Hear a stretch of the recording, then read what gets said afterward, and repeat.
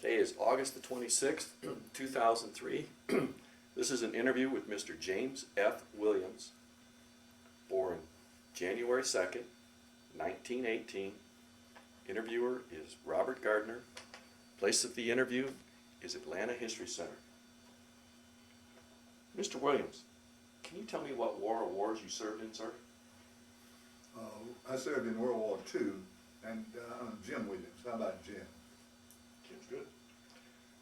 Were you drafted or did you enlist, sir? I enlisted after considerable work to get in where I got in. Where were you living at the time, sir? I was living in Lynchburg, Virginia, born and raised there. Why did you join? I had listened very attentively to BBC during the 30s. I was a ham radio operator, and I was very much interested in participating. One of my best friends in high school was shot down in the Eagle Squadron in the Battle of Britain, and I wanted to participate in part to avenge his death. Why did you pick the service branch you joined, sir? Well, I had been interested in flying since I was 15 and 16 years old, and I had participated in a governmental program offering flight training. Went to about 6 or 8 night sessions and received a scholarship to learn to fly in Piper Cubs there in Lynchburg, Virginia. So I had learned to fly, and I was interested in flying. Do you recall your first days in service, sir? Yes, I recall them very well. My first days were down at Maxwell Field, Alabama, and a beautiful aerodrome, a wonderful place. Can you tell me about your boot camp or training experiences, sir? Well, I'll tell you, the first impression at Maxwell Field was interesting to me, in as much as we were to be aviation cadets. And our upperclassmen, the way they operate in the aviation cadets is just like they do in the military schools. Our upperclassmen were all pilots who had washed out in flying school and therefore were sent there, were going to be trained as bombardiers or navigators or flight attendants or other people. So they seemed to be a little bit raunchy and a little bit jealous of us and our future opportunities. And that hurt a little bit. Another tremendous impression was the beautiful food that was offered in the mess hall. Just tons of food on the table, and especially the piles and piles of fruit. I hadn't been accustomed to that much fruit, but you couldn't eat it. The upperclassmen made you sit on the first 6 inches of your chair and made you rack back and set up at attention so often that you didn't get a chance to enjoy all that beautiful food. But after, I think it's 13 weeks, then I was an upperclassman, so then I could begin enjoying things. But that was my first impression. How did you get through it, sir? Well, I did all right. I, as a matter of fact, was non-college. I had taken strenuous entrance examinations down at Field, Virginia. All of us were down there. We wanted to get a commission and get a Buick convertible. That's what everybody had, and the blondes riding around with in the Buick convertible. But anyway, I had taken these entrance examinations and passed them in meteorology, in navigation, mathematics, a few subjects such as that, mostly technical, except the history of the United States. And so I felt extremely competitive because 95% of my associates were already college men, either graduates or 2 or 3 years of college, and either weren't going to make it or were dropping out or wanted to volunteer also. So I did rather well with it. I became a leader of the squadron there in the primary school. I excelled at the academic part of the training, especially the meteorology and navigation. So I was very pleased with the way I did it.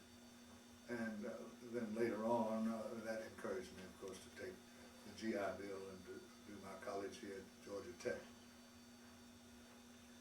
you go for flight training, sir? Well, I went to 3 new bases. We were the first people to go to Helena, Arkansas for primary. That's just off the Mississippi River, about 80 or 90 miles south of Memphis. And there was primary, which we had. You had no runways, you just had the field was cleared, good, and there were gasoline cans, 55-gallon drums to mark off what was a runway. And that was very interesting. No tower, so you did everything by visual reference. No radio, and open cockpit, wonderful airplanes, PT-17s, and it was wintertime. See, I'd been from September for 13 weeks, so it's on up toward Christmas. As a matter of fact, Pearl Harbor occurred while we were at primary school. The big, heavy wool flying suits and the helmet and the goggles, you know, it reminded you of somebody on a polar expedition. But it was all needed. It was cold, and when you got out there and fly in the open cockpit. Then we went on to Greenville, Mississippi for basic training. There we had the BT-19 closed cockpit plane, and there was our first night flying, which I loved. That was beautiful. We only flew when there was a moon at that stage of training. And so peaceful and so quiet. That was just a wonderful experience. And then thirdly, for advanced training, we went to Columbus, Mississippi. There had been half of a class there ahead of us at Columbus, Mississippi. Interesting little piece of that news was I was of the age that I was assigned to bomber training rather than fighter. The airplanes we had were AT-17s, but they didn't have quite enough, so they had borrowed on reverse lend-lease from the British a number of Lockheed Lodestars. Lockheed Lodestars had a fuel tank that was not puncture-proof, and the landing gear would puncture right up through there if you had any problem. On arrival there, the story was you'd ask the line chief, what happens to a Lockheed Lodestar when it crashes? He said, burn right up. So that was the story of those. We had only one accident there, and that was good. Nobody was killed. One or two were injured a little bit. Another remembrance of all of that was the mud.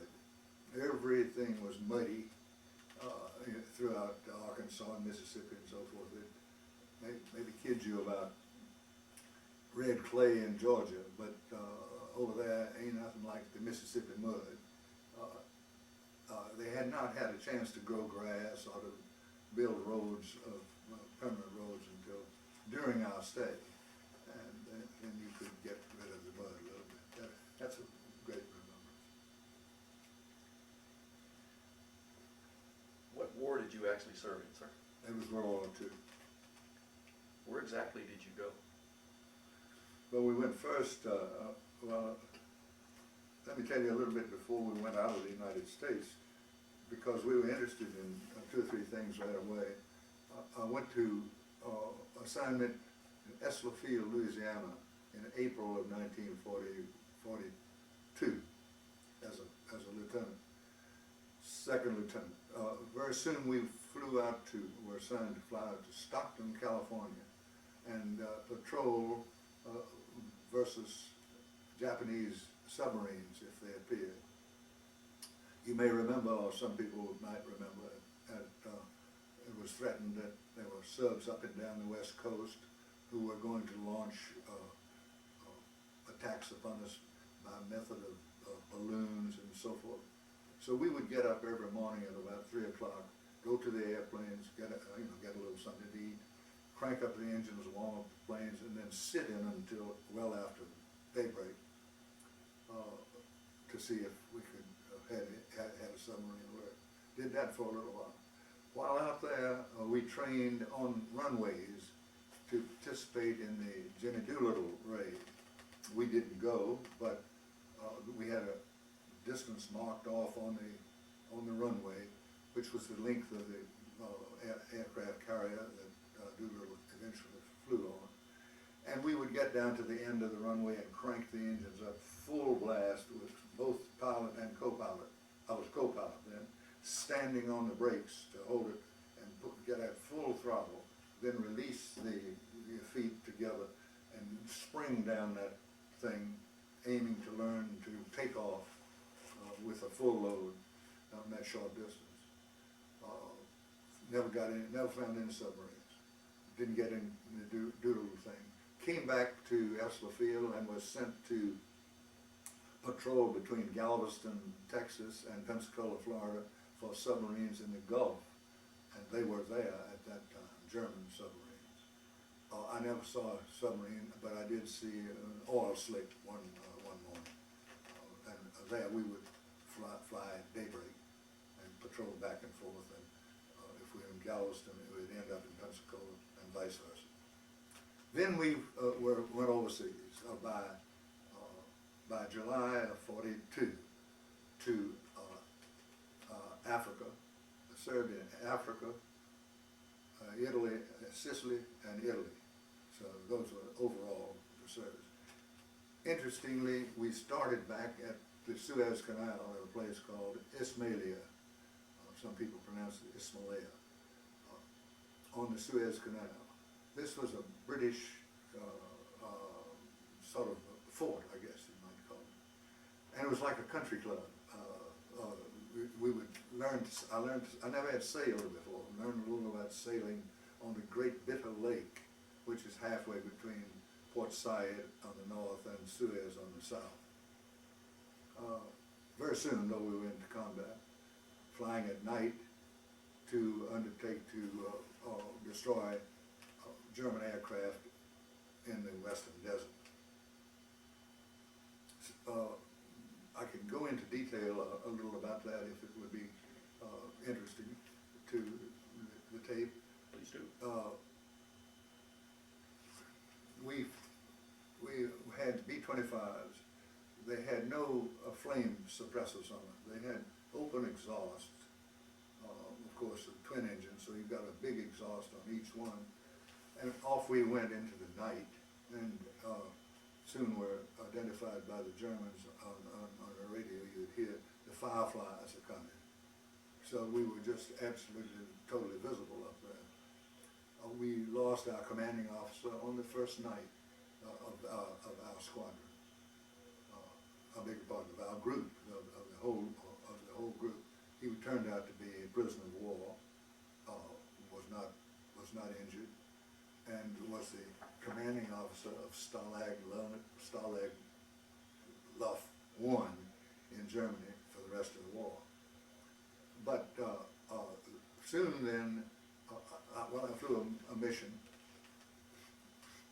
just behind the lines. We were at the Battle of El Alamein, which is historically noted. It would be being the farthest advance toward Alexandria or Cairo that the Germans ever made, and we were confronting Rommel there. This famous battle took place in October, and we were, of course, successful and served in support of Montgomery all across the Western Desert.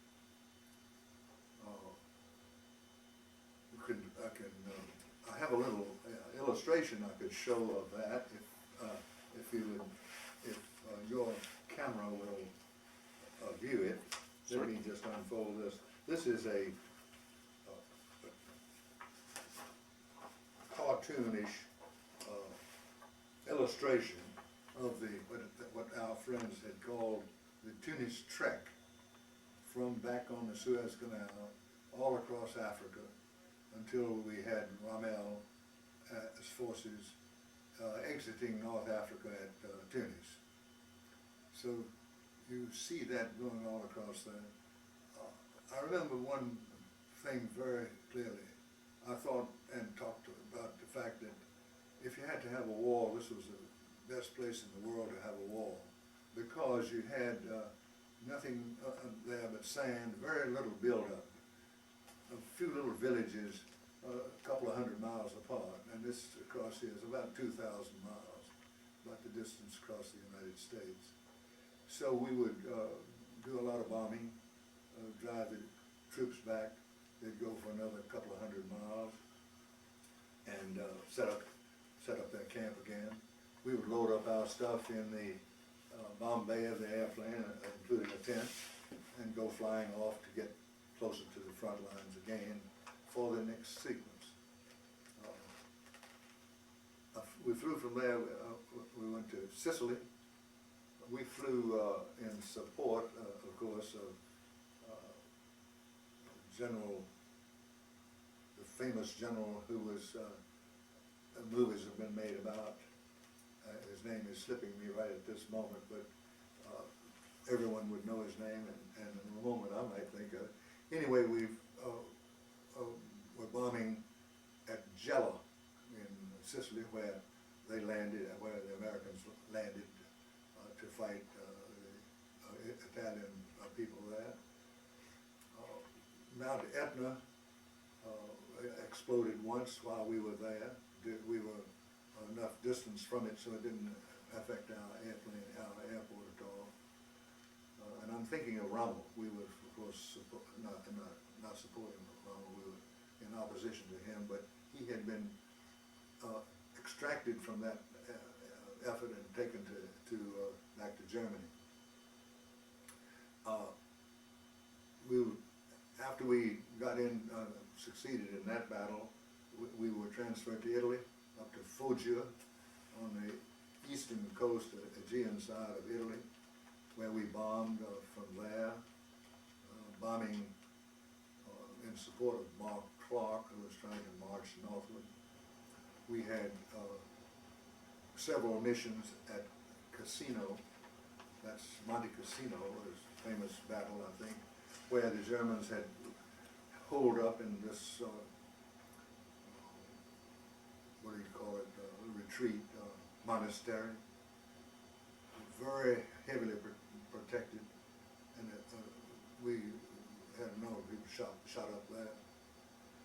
Had a bombing raid over into Yugoslavia at the time, Dubrovnik, where we successfully struck a camp of Germans fighting down in that area and killed several. We moved over to a place called Paceman on the east coast of Italy, a little south of Vesuvius. This is now 1943, and after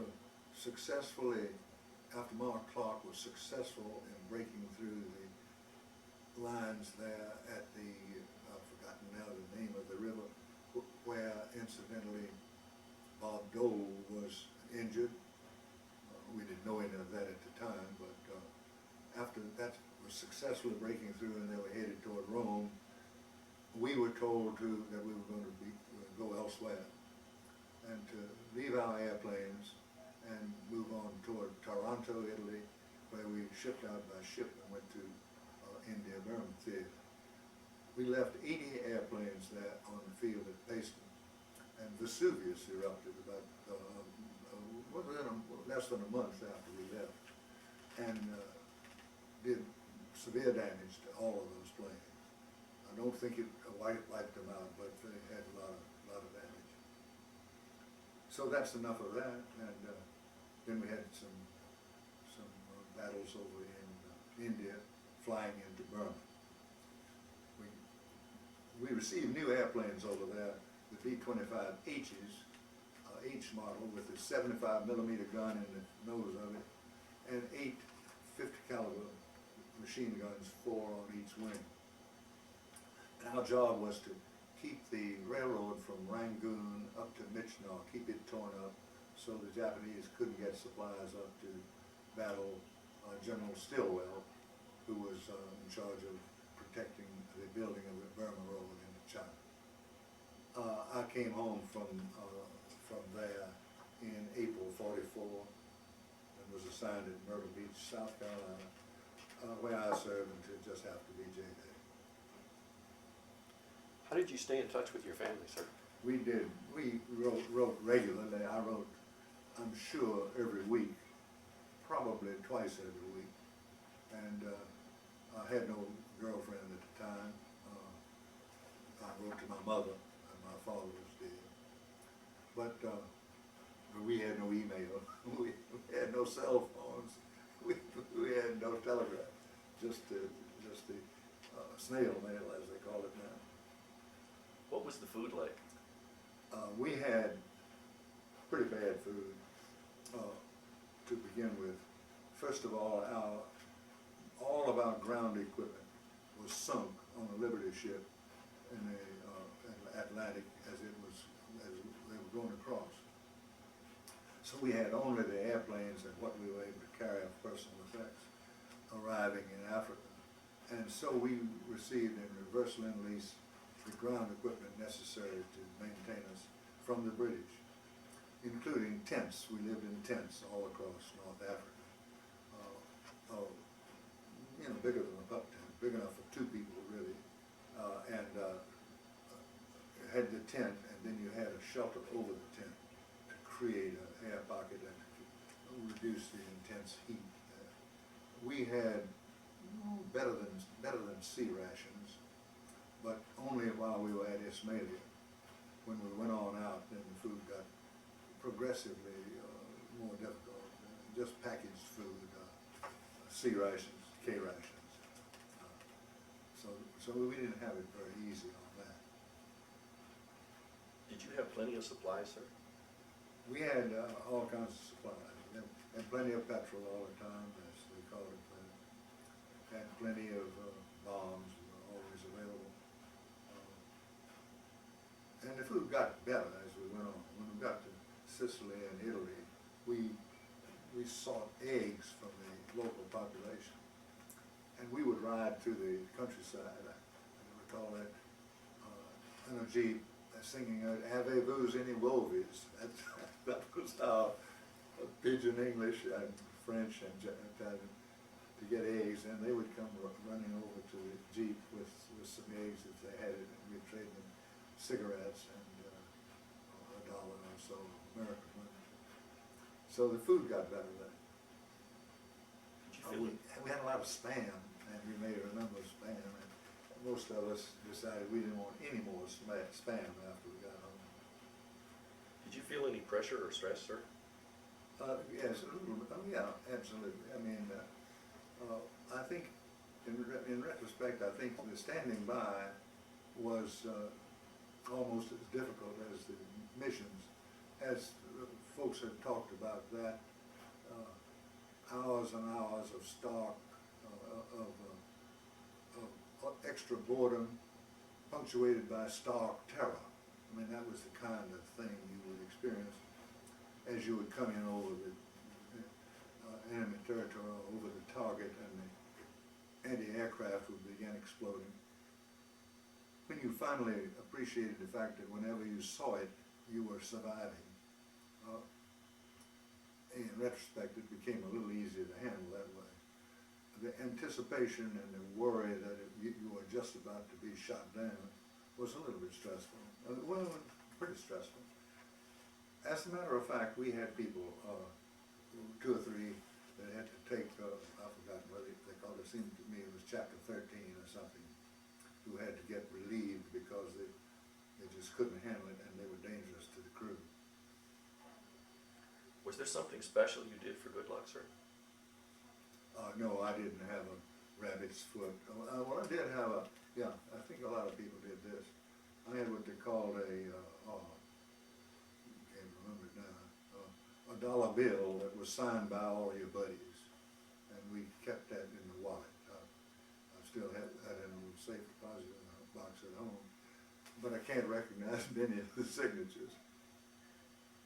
How did people entertain themselves?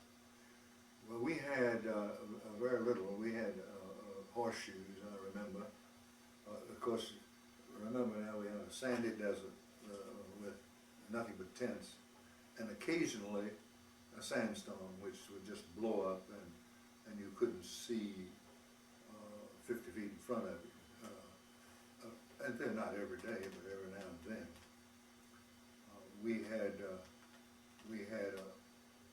what you would call a kind of a bar and clubhouse, or kind of an officers' club, makeshift, where we had some booze, and all of that was so reasonable that it's a wonder we aren't all alcoholics. A drink was 25 cents, I remember. And so we would do a lot of gathering after supper and having a few drinks and singing. Every once in a while we would get some 3.2 beer, and that was nice. Were there any entertainers that came? We had one group that I remember that came when we were at Tobruk in the Western Desert, halfway across to Tunis. There came Francis Langford and Bob Hope and Jerry Colonna, and they had been flown there by, I guess it would be special services or something of that sort. And they had a folding dance floor that would fold up and put out in the desert so that they could tap dance and whatnot. And they had a couple of pieces of music behind them, very, very much appreciated. So much so that I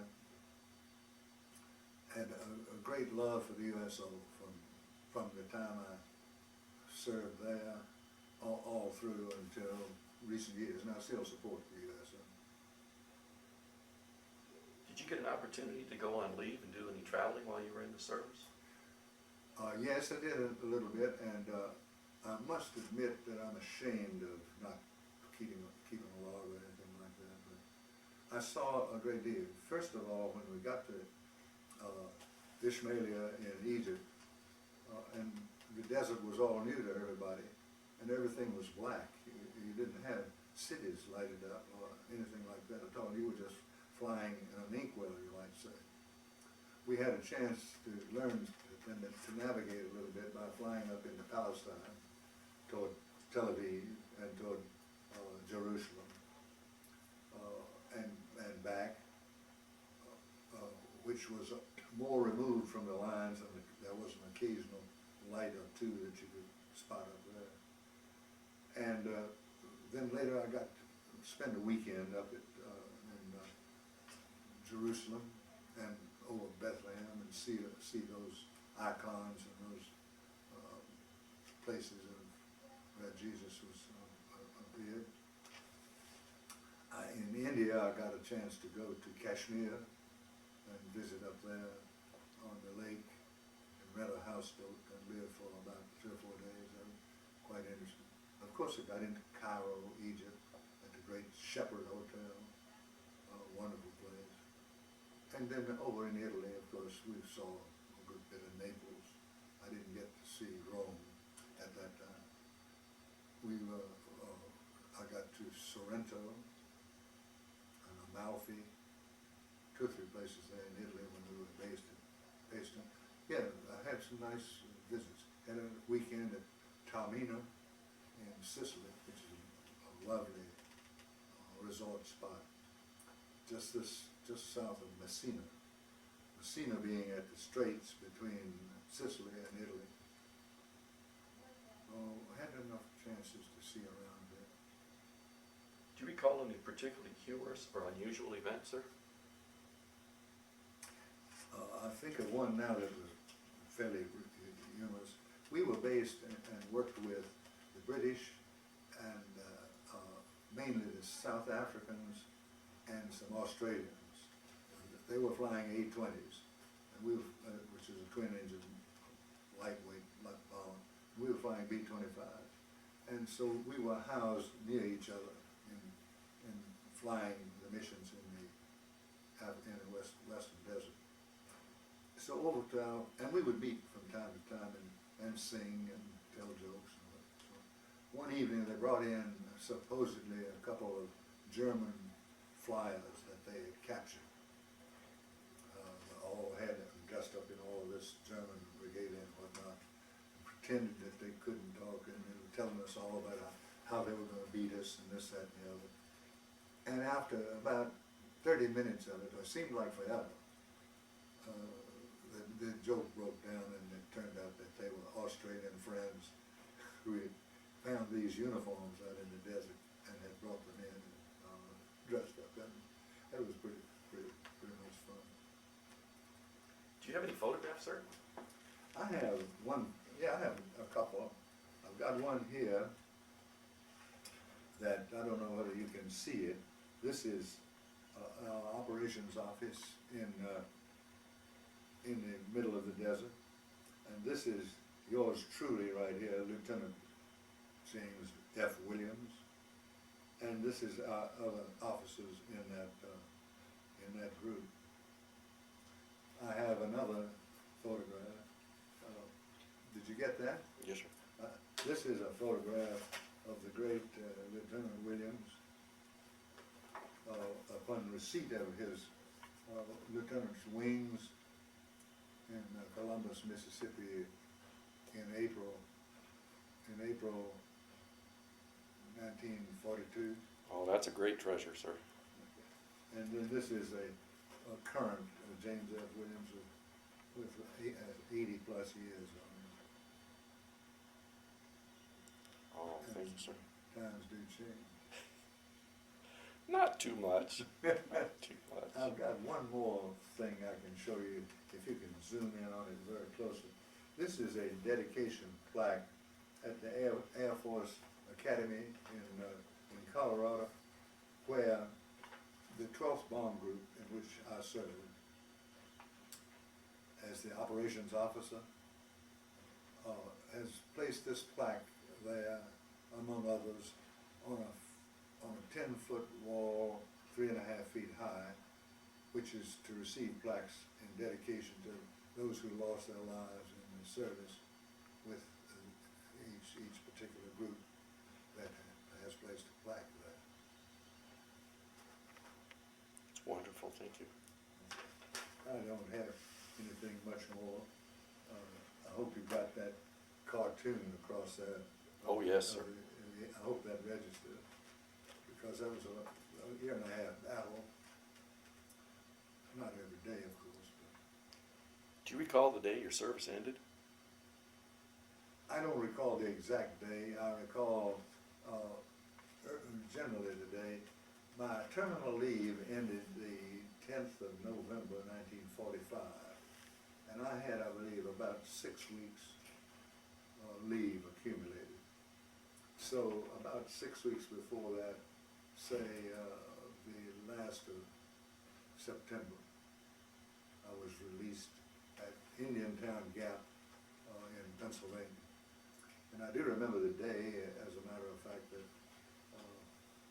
they released me. It was a pleasant day, nice experience. I had to go up there by train, and going up there by train was pretty difficult to go from Myrtle Beach, South Carolina, up to Indiantown Gap in Pennsylvania. There were several changes and switches and back and forth, but that's the way that went. What did you do in the days and weeks afterwards, sir? Well, interestingly, I had been contemplating college and hadn't had any availability to do that earlier in life for financial reasons and wishing to support the family at a little better level. So I immediately went to see my high school principal and asked him what I might do. And he knew I was technically oriented. He'd been my math teacher. And I was going to go to VPI.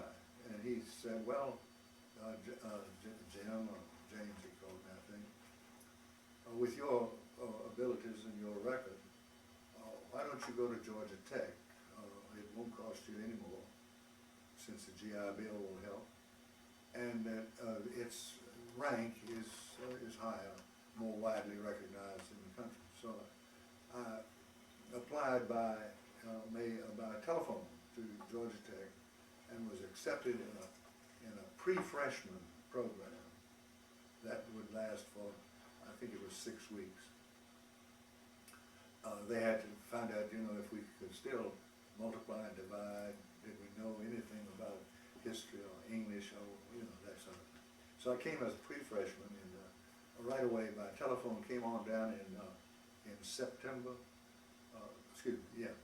before my terminal leave had expired. I took only a couple of weeks off at home and came right into Georgia Tech. And we went round the clock and I did my 4 years. I did my degree in 3 years, going summer and everything. So that was very much, that's one of the greatest things this country, I believe, has ever done, because what it did was it elevated the educational level so much and opened up college to so many people, who then made a lot more money and paid a lot more taxes and gave a lot more money to their colleges and universities. It was just an endless economic engine, which was one of the finest things ever done. Did you make any close friendships while in the service, sir? Unfortunately not. I moved around quite a little bit. That is to say, I went in as a co-pilot. I got promoted to a pilot. I became the assistant operations officer of the squadron, which is responsible for keeping track of the missions and scheduling the people and so forth, and getting the bomb load. And my operations officer was killed. I became the operations officer of the squadron. Later on down the road, I was promoted to the group, which is the 4 squadrons, as the assistant operations officer there. Then later the operations officer. Then asked to go to India by West Pointer, who was the CEO of the group. And I just didn't make any real close friends. Made a lot of good friends, but not real close. Did you join a veterans organization, sir? I'm a life member of the Air Force Association, and I'm also a member of the Association of the United States Army, which I was enrolled in here in Atlanta, and served on the local council, and also served on the National Council in Washington for 2 years. What did you go on to do as a career after the war, sir? Well, I thought I was going to be a professor, but I was sort of discouraged in the fact that you couldn't make much of a living that way. So I was able to get a job at the Coca-Cola Company, using my engineering approach to statistics and to marketing research, and from then on into various jobs there, and made a full-time career at the Coca-Cola Company. Did your military experience influence your thinking about war or about the military in general, sir?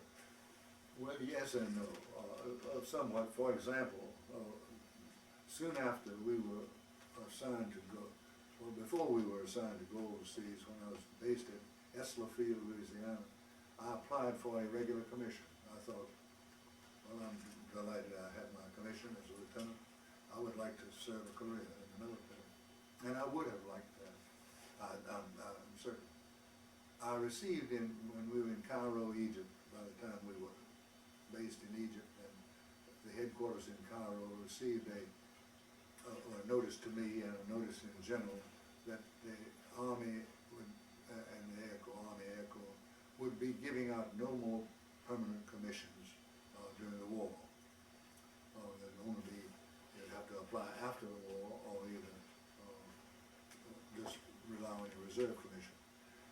By the time VE Day had occurred, and I was based at Myrtle Beach, South Carolina, and before VJ Day, I found out that the military in peacetime, as they were preparing for peacetime, there was not much to do except train. There was, and they were interested in were your shoes polished, was your belt buckle polished, and did you salute properly, and all of that stuff.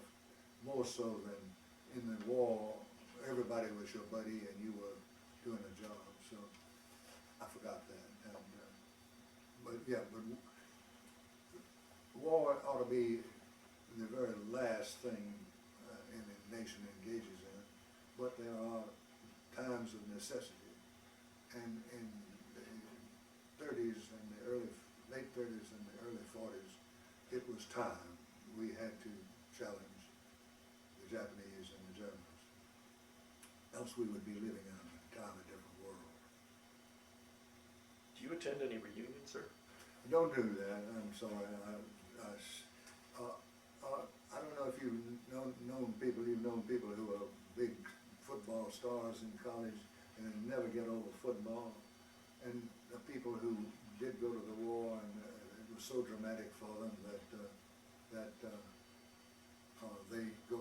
I still get notices about the reunions. I keep in touch with the people, especially 2 or 3 friends. I send them postage money to stay on the list, but I haven't been to the reunions. Is there anything you'd like to add that we haven't covered in this interview, sir?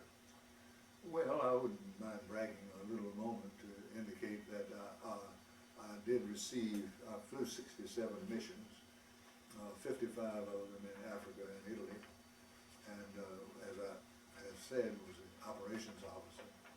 I flew another 12 in India, Burma, just to illustrate, as part of, quote, my view of leadership, that I would fly like anybody else.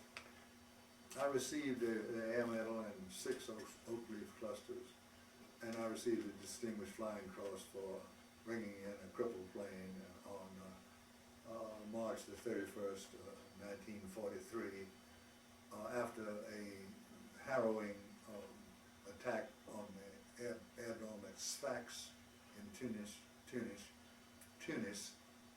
as Rommel and all his forces were all gathered in that neck of Tunis there, so that he had all of these 88mm guns on the tanks aimed skyward, and so that was the anti-aircraft. Anyway, I didn't do anything heroic. I didn't win any battles, but I am proud of the fact that I volunteered. I'm proud of the fact that I did my job, and I'm proud of the rewards that I got from it through the GI Bill, and of course completely changed my life. Well, on behalf of the Veterans History Project, the Atlanta History Center, and my own personal feelings, thank you very much for consenting to do this interview with us. I've really enjoyed it. I really, really appreciate it. Thank you very much, sir. Thank you very much. I'm glad to have a chance to tell it.